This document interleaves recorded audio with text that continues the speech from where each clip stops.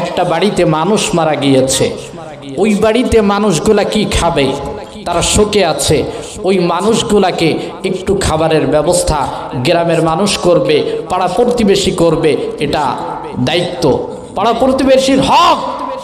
3 দিন পর্যন্ত মৃত্যু বাড়িতে মৃত্যু ব্যক্তিদের যারা শোকাহত তাদের খোঁজ খবর নেওয়া, এটা পাড়া প্রতিবেশীর হক। কিন্তু আমরা এমন অবস্থা, কেউ যদি মারা যায় তার বাড়িতে একদিন কিছু খাবার দিব, এটা আমার আপনার কপালে জুটে না, শুধু আশায় থাকে অমুকে মারা গেছে, খালি শুনে মিলাদ কবে, ঠিক কিনা, মিলাদ কবে, এরপরে মিলাদের ডেট হলে কয় কি খাওয়াবে, খিচুড়ি, গরু টরু আছে নাকি? যদি খিচুড়ির মধ্যে গরু মারে তাহলে তো মনে করেন মজবা খুব জমছে। কিন্তু আমরা খাওয়ার পাগল, অথচ দায়িত্ব ছিল, মারা গিয়েছে তার সন্তান, তার স্ত্রী, তার মা বাবা, ভাই বোন শোকাহত অবস্থায় আছে, তার পাশে যাও, তাকে সান্ত্বনা দাও, খাবারের ব্যবস্থা করো।